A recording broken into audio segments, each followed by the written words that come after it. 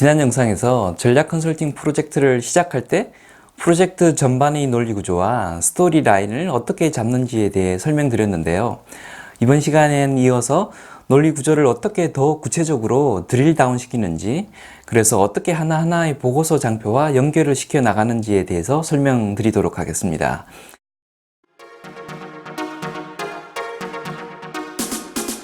안녕하세요. 커넥팅닷TV의 장프로입니다.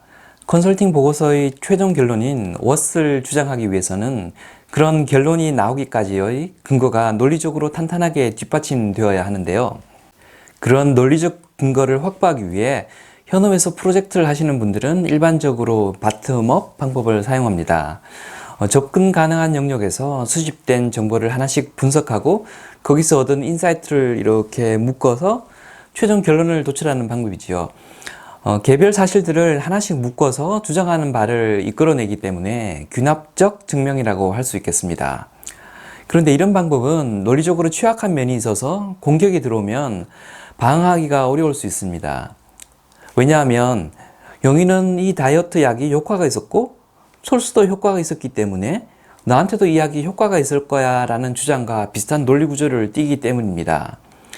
분석에 사용된 예시가 대표성이 있는지 제한된 사례의 분석만으로 최종 결론을 이끌어내는 것이 합당한지 등과 관련된 문제점들을 가지고 있게 되는 거죠.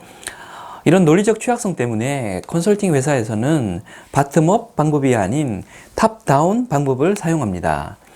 특정 이슈를 이야기할 때 다루어야 할 전체 영역을 일단 다 커버한 다음에 하나씩 살펴보는 방법들을 쓰는 것이죠. 예를 들어 몸값이 비싼 어느 헐리우드 스타의 최적 다이어트 방법을 도출하는 프로젝트를 맡았다고 생각해 보겠습니다. 다이어트 방법을 쭉 나열하고 그 방법을 하나씩 검토해 본다면 균합적 방법이 되는데요. 이런 바텀업 방법을 쓰면 최초 조사 대상 범위를 어떻게 잡느냐에 따라 최선의 방법을 찾을 수도 있고 놓칠 수도 있게 되는 문제점이 발생하게 됩니다. 그래서 컨설턴트들은 바텀업 방법을 쓰지 않고 탑다운 형태로 고려해야 할 영역의 큰 틀을 잡고 그 영역을 논리적으로 쪼개며 위에서 아래로 내려오는 작업을 하게 됩니다. 이를테면 다이어트와 관련된 이슈를 칼로리의 소화 흡수 관점, 운동을 통한 에너지 소비 관점, 신진대사 조절을 통한 지방 분해 관점, 이 세 가지로 영역을 크게 나누어 놓고 시작하는 그런 식인 거죠. 이렇게 나누고 시작하면 다이어트와 관련되어 고려될 수 있는 영역이 실수로 빠지는 것을 줄일 수 있게 됩니다. 다이어트를 열량 흡수, 열량 소비, 신진대사 관점에서 보면 특별히 논리적으로 빠진 부분이 없고 각각의 영역에 중복도 발생하지 않습니다. 이렇게 프로젝트 영역을 탑다운으로 브레이크다운 시킬 때 사용되는 논리적인 사고방식이 MECE, 미시 방법론입니다. 제가 지난번에 올린 영상 소수 잘 나가는 인싸 직장인들의 논리적 사고 기법 MECE 영상에서 언급한 논리적 체계인데 혹시 못 보신 분들은 찾아서 한번 보시길 추천드립니다. 그런데 브레이크다운 시킬 영역을 누군가가 미리 쪼개둬서 가져다 쓰기만 하면 되는 것들도 있습니다. 사업 분석할 때 일반적으로 사용하는 3C 분석이 그중 하나입니다. 3C라 하면 커스터머 고객, 컴페티터 경쟁자, 컴퍼니 우리 회사를 말하죠. 마케팅 4P도 그런 프레임워크 중에 하나입니다. 제품 판매 상황을 프로덕트 제품, 프라이스 가격, 플레이스 유통, 프로모션 판촉 관점에서 분석해 보면 빠짐없이 다 살펴볼 수 있습니다. 회사 내부 상황을 분석할 땐 기획, 제조, 판매, 영업, 물류 이런 것처럼 프로세스 관점에서 나열하고 분석하는 것도 논리적으로 완결성을 가진 분석 프레임워크 중에 하나라고 보시면 되겠습니다. 주제 영역을 탑다운으로 브레이크다운 시켜 보시는 그림처럼 논리 구조를 잡았을 때 맨 아래 근거 1, 2, 3 부분은 각각 파워포인트 장표 하나씩과 매칭이 됩니다.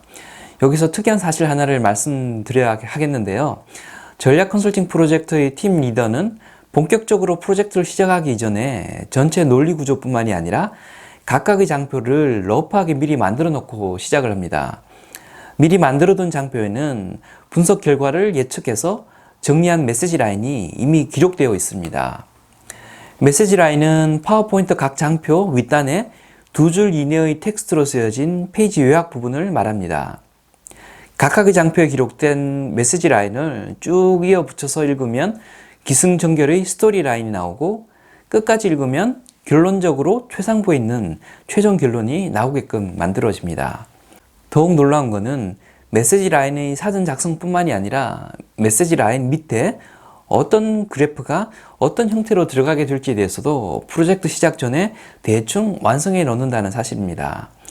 이렇게 사전 작업이 가능한 이유는 인터넷에 공개된 정보들을 조합하거나 그 비즈니스 영역에 대해 이미 가지고 있던 인사이트를 정리하거나 고객사가 사전에 제공한 정보를 바탕으로 분석하는 작업을 1차적으로 한번 진행했기 때문입니다. 물론 이렇게 사전적으로 파악하고 추정한 원인들을 끝까지 참값이라고 생각하지는 않습니다.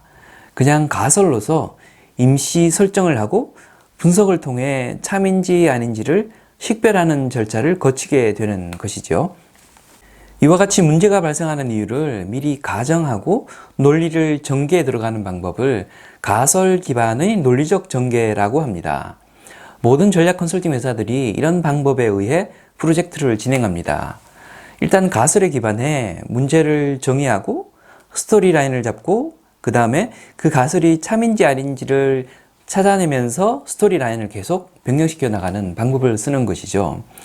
각각의 가설들을 각각의 장표 하나하나마다 메시지 라인으로 기록하고 적당한 수준의 그래프 포맷까지 대충 그려서 스토리 라인에 맞게 미리 만들어둔 파일을 더미 슬라이드라고 합니다. 더미 슬라이드는 컨설팅 제안 단계에 이미 드래프트가 나오고요.